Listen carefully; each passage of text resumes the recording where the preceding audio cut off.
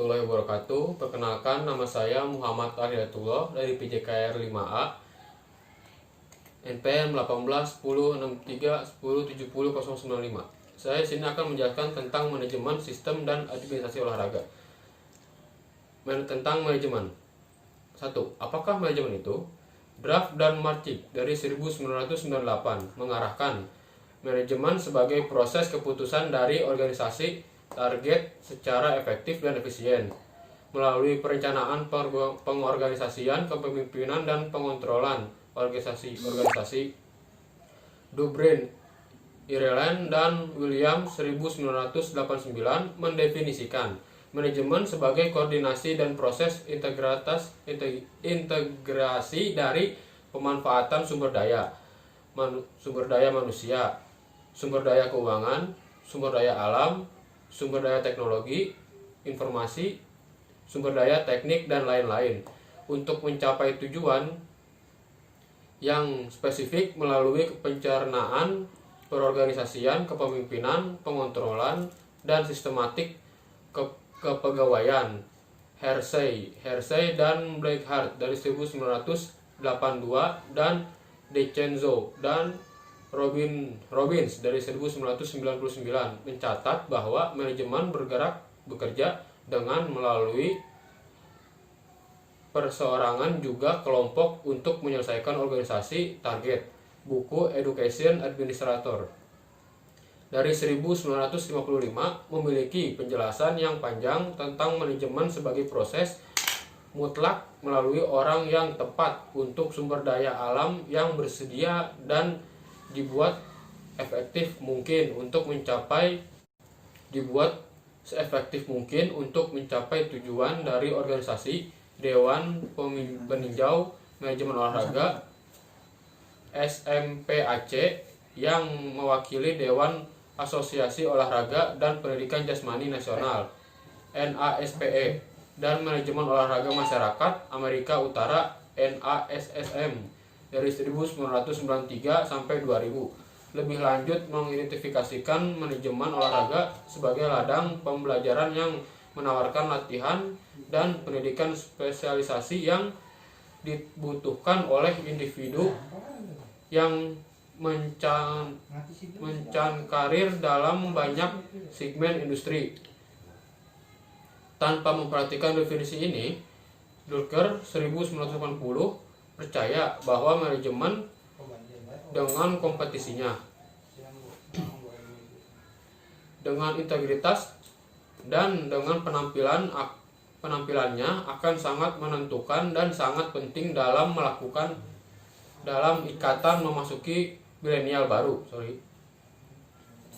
Teori-teori terdahulu juga praktek manajemen seperti yang kita pikirkan saat ini memiliki akar dan peradaban kuno dari kelebihan manusia. Panggilannya Leakey menemukan situs manusia kapak dari Olorgesailie di Kenya dan juga dari Olduvai Gwergi di Tanzania. Kira-kira sekitar 3000 sebelum Masehi, tulisan-tulisan kuno dan dari bangsa Sumeria kira-kira 2500 sebelum Masehi. Bukti-bukti fisik dari Machu Picchu dan Vilcabamba, tempat perlindungan terakhir dari bangsa Inca di Peru, piramid-piramid dan makanan dari Beni Hasan di Mesir, tembok raksasa di Cina. Setiap bukti penghadiran kesaksian dari proses manajemen demi keperluan untuk menyempurnakan ragam budaya masyarakat. Beberapa contoh lagi bisa disebut yang menguatkan konsep manajemen awal, diantaranya Kekaisaran Roma sekitar 753 sebelum Masehi sampai 476 Masehi. Sistem pelayanan masyarakat sipil di Cina dari 165 sebelum Masehi. Gereja Katolik Roma dari 110 Masehi, kota perdagangan di Amsterdam dan finance dari 1300 Masehi. Jadi, manajemen dikenal sebagai proses dasar dari integrasi yang dirancang untuk meraih pencapaian yang teratur, terorganisir, dan maksud bertemu dengan hasil yang sangat berarti. Istilah manajemen didapat dari kata dalam bahasa Perancis yang artinya manager, yang berarti digunakan dengan hati-hati, dan manager yang berarti mengendalikan.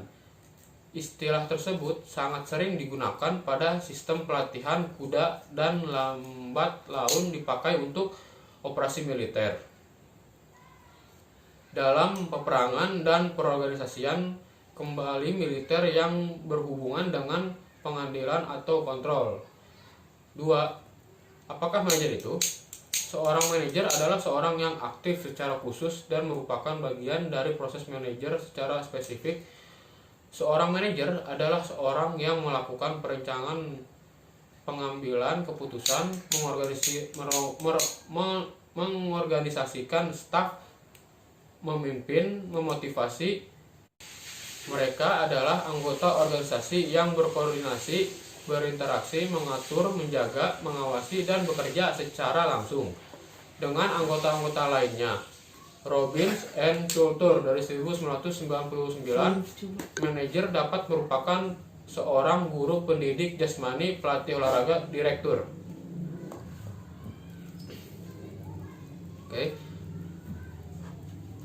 Olahraga komisaris, liga, general manager dan sebuah tim profesional, direkrut klub kesehatan, direkrut klub golf, manajer dari Country Club, manajer pusat kebugaran, dan lain-lain. Manajer bisa jadi dilibatkan dalam segala jenis posisi dan sangat bertanggung jawab terhadap posisi yang ditempatkan karena industri olahraga yang melibatkan uang sampai triliunan dolar.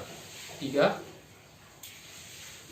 Mengapa mengejar karir di manajemen? Yaitu kenyataan bahwa seorang manajer atau seorang yang dalam posisi dalam mengelola organisasi yang memiliki gaji yang lebih tinggi di posisi di organisasi lainnya. Ini dapat menjadi motivasi yang kuat bagi beberapa orang. Kekuasaan mungkin biasa menjadi alasan lainnya bagi seorang untuk duduk menjadi manajer. 3.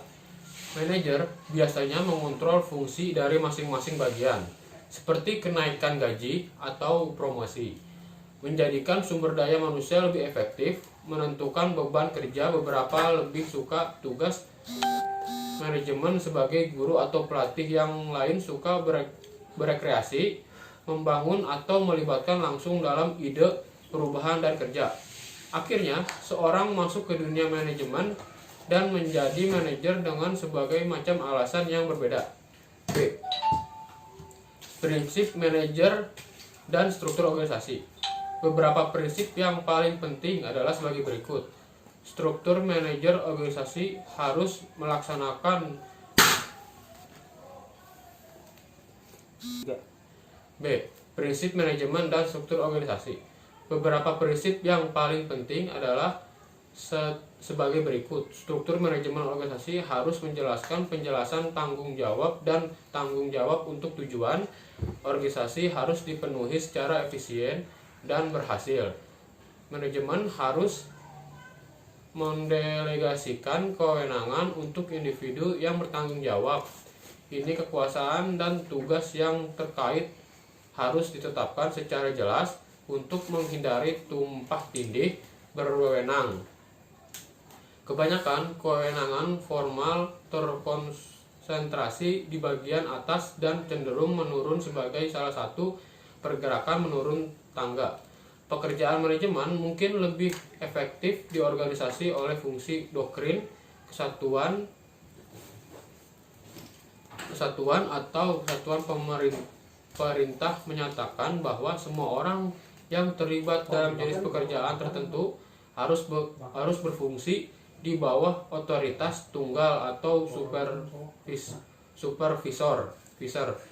tentang kendali harus dalam struktur organisasi, jumlah bawahan yang dapat diawasi secara memadai oleh satu orang, menentukan kendali. Manajemen yang struktur tergantung pada komunikasi. Komunikasi sangat penting untuk efektivitas manajemen karena waktu membantu menghindari pemborosan dan duplikasi dan mendukung kerjasama antara departemen dan staf. 1. Menerjemahkan struktur manajemen ke dalam bentuk grafik situasi tertentu. Bagan organisasi. Sekali minta permintaan struktur yang diinginkan oleh manajemen telah ditentukan. Langkah berikut untuk mempersiapkan bentuk grafik sehingga dapat dengan mudah diimplementasikan oleh anggota organisasi dan oleh individu yang berkepentingan lainnya. 2. Garis dan staf organisasi. Seorang dalam urutan garis memiliki tanggung jawab langsung dan kewenangan untuk tujuan tertentu atau organisasi tujuan. Sebagai contoh, seorang direktur asosiasi senior olahraga akan berada di posisi garis dengan tanggung jawab langsung atas tugas yang diberikan oleh direktur dan pada kiriman akan melaporkan langsung kepada direktur. Seorang dalam posisi staf memiliki hubungan langsung ke tujuan tertentu atau tujuan organisasi. Staf personal memiliki situasi yang berada dalam posisi yang tidak bertanggung jawab untuk menjalani misi utama organisasi. Sebuah contoh akan menjadi koordinator fasilitas di departemen olahraga, program universitas atau perguruan tinggi. Staf personal tidak memiliki otoritas personal garis cara yang berkaitan dengan otoritas dan otoritas dari kepala manajemen. Dalam grafik, bagaimana staf biasanya melaporkan pada garis patah dan posisi oleh garis yang solid, garis personil. Digambarkan dalam garis vertikal di bagian organisasi yang mencerminkan hierarki kekuasaan, sedangkan personil staf sering digambarkan dalam organisasi horizontal. 4. Struktur manajemen untuk progres pendidikan jasmani dan olahraga. A. Organisasi dan struktur penjaskes di SD, SMP, SMA atau SMK pendidikan tingkat kabupaten adalah unit manajemen dasar untuk tingkat SD, SMP, SMA atau SMK dan merupakan sebuah bagian kelompok kerja yang dibangun oleh negara di USA. Unit pendidikan dasar ini berjenjang dari sebuah sistem pedesaan atau guru satu siswa sampai sistem metropolitan yang melayani siswa. Sebuah sistem bisa saja hanya sebuah unit perintah yang independen atau bagian dari perintah. Pusat atau daerah atau unit administrasi daerah lainnya, kerangka pemerintah dari sistem tersebut adalah bagian pengembangan sekolah terdiri dari kepala sekolah, wakil kepala sekolah, sekretaris dan beberapa kepala sekolah bekerja langsung di bawah pengawas sekolah dan bertanggung jawab sebagai penghubung departemen pertemuan para pengembang sekolah. Wakil kepala sekolah dalam kapasitasnya sebagai pengisi kekosongan kepala sekolah. B. Pengawalan sekolah. Pengawalan sekolah memiliki tanggung jawab pendidikan di pemerintahan dan pengembangan sekolah. C. Bidang eksekutif, kurikulum, dan instruksi. Tugasnya adalah mengawasi individu pendidikan tingkat dasar dan menengah seperti mengembangkan bakat dan minat dan bertanggung jawab sebagai pengembangan staf guru dan apa saja yang berkecimpung di dunia tersebut dalam tingkat kabupaten. D. Bidang eksekutif SDM atau pelayanan jasa. Bidang ini merupakan pusat bidang yang ada dalam lingkup kabupaten dan mengatur fungsi-fungsi individu untuk sebuah jabatan, guru, pelatih, dan staf administrasi lainnya. E. Bidang keuangan dan layanan bisnis atau manajemen bisnis. Sekolah bidang ini mengawasi segala sesuatu yang berhubungan dengan keuangan yang diperbukan dalam kegiatan sekolah negeri dalam lingkungan kabupaten. F. Principal bidang ini keberadaannya sama dengan pengawas sekolah budaya dan pengawas sekolah bertanggung jawab atas semua kegiatan yang ada di komunitas sekolah, tetapi bidang ini hanya pada kegiatan tertentu saja. G. Supervisor bertanggung jawab untuk mengembangkan dalam bidang tertentu, walaupun terkadang bertanggung jawab terhadap semua aspek yang terjadi di pendidikan dasar dan menengah. H. Direktur posisi layasi dalam dunia pendidikan di Indonesia tidak adilegu saja posisi ini serta dengan cara kepala dinas di Indonesia.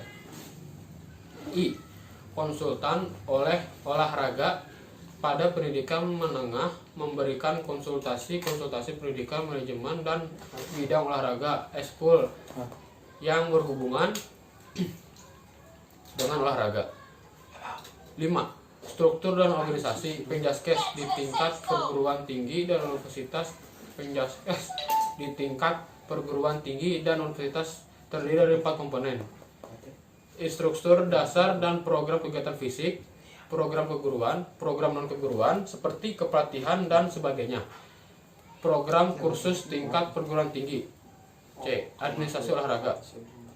Kata administrasi berasal dari bahasa Belanda artinya administratie, yang artinya segala kegiatan yang termasuk menulis, mengetik, komputerisasi, surat menyurat, korespondensi, kearsipan, agenda, pekerja tata, Yunani, administrasi yang ada pada minister, melayani. Maka kata administrasi berarti memberikan pelayanan, yaitu dari dua pengertian di atas. Secara umum dapat diartikan bahwa administrasi mempunyai pengertian pelayanan kegiatan tata usaha, kantor, pelayanan komputer, pelayanan menyurat, dan lain sebagainya. 1. Pengertian administrasi. Untuk dapat memberikan pemahaman tentang pengertian administrasi, tidak lepas dari asal-usul kata administrasi itu sendiri, sebagaimana bahasa sebelumnya, yakni kegiatan tata usaha negara, membedakan administrasi dalam dua pengertian, yaitu kantor dan melayani. Menurut Prof. Prajudi Atmosudirjo, lembaga administrasi dalam pengertian sempit dan administrasi dalam luas. Dalam pengertian sempit di sini dimaksud ditinjau dari lingkup kerja yang sempit, yaitu hanya berkisar pada kegiatan tata usaha kantor atau sebut office work, seperti tulis menulis, mengetik surat, mengetik surat menyurat, termasuk penggunaan komputer, agenda persiapan pembukaan, dan lain sebagainya. Sedangkan administrasi dalam pengertian luas dibedakan dalam 3 sudut, yaitu proses, fungsi atau tugas, dan keperanatan institusi. A. Proses ditinjau dari sudut proses, maka Administrasi merupakan keseluruhan proses mulai dari proses pemikiran, proses perencanaan, proses pengaturan, proses penggerakan, proses pengawasan, sampai dengan pencapaian tujuan. Untuk mencapai suatu tujuan, orang harus orang harus memikirkan dahulu apa yang akan dicapai dan bagaimana cara mencapai, serta sarana dan prasarana apa saja yang digunakan untuk mencapai tujuan tersebut, serta kemampuan seseorang untuk menjalankan. Sebagai contoh, seorang akan bepergian jauh dari Jakarta ke Kediri, maka orang tersebut sudah mempunyai tujuan mengapa dia ke Kediri. Tujuannya bagaimana caranya? Apakah menggunakan kapal atau pesawat?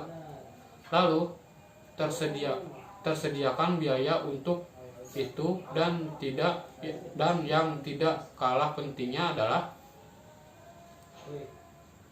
mampukah orang itu untuk mengadakan perjalanan sejauh itu?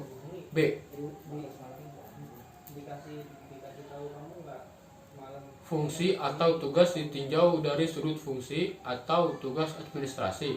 Berarti keseluruhan tindakan aktivitas yang harus dilakukan oleh seorang yang berkedudukan sebagai administrator, memegang jabatan dalam manajemen suatu organisasi. Dalam setiap organisasi atau instansi sudah tentu ada orang-orang yang menjalankan administrasi, misalnya yaitu orang-orang yang tugas kepemimpinan, orang-orang yang melaksanakan tugas perencanaan, orang-orang yang melaksanakan tugas pengawalan atau kontrol, orang-orang yang mengorganisir, dan lain sebagainya. C. Keperanatan institusi. Ditinjau dari keperanatan institusi, maka ditinjau administrasi adalah melihat kegiatan dalam suatu lembaga melalui aktivitas tertentu. Misalnya 1. Lembaga perbankan, maka ada orang-orang yang melakukan kegiatan perbankan dalam lembaga itu. 2. Kantor pos, maka ada orang-orang yang melakukan kegiatan pelayanan pos, surat menyurat, pengirim barang, dan lain-lainnya. 3. Kantor pajak. 4. Kantor kepolisian. 5. Kantor KONI. 6. KOI. 7. Kantor departemen. 8. Non-departemen, dan lain sebagainya. 2. Motivasi. Sudah tentu harus memiliki suatu motivasi kerja yang baik. Untuk mengembangkan kinerja organisasi yang baik dibutuhkan niat dalam mengembangkan suatu motivasi kerja yang tinggi. Karakteristik dari sebuah motivasi kerja itu antara lain kemampuan seorang dalam meningkatkan pelayanan dan prestasi pada organisasi atau departemen pada suatu tingkatan. Manajemen mendefinisikan apa yang dituntut dalam bentuk peningkatan kinerja, menetapkan tujuan untuk keberhasilan, dan memantau kinerja untuk memastikan bahwa tujuan tercapai. Motivasi dari atas yang menumbuhkan semangat dan keyakinan bersama akan pentingnya perbaikan terus-menerus dalam meningkatkan mutu perusahaan dan organisasi. Fokus pada mempromosikan sikap positif yang menghasilkan tenaga kerja yang terlibat dalam berkomitmen dan termotivasi. Oke, sekian saja dari saya. Maaf kalau salah kata atau bahasa. Wabillahi taufiq wal hidayah. Wassalamualaikum warahmatullahi wabarakatuh.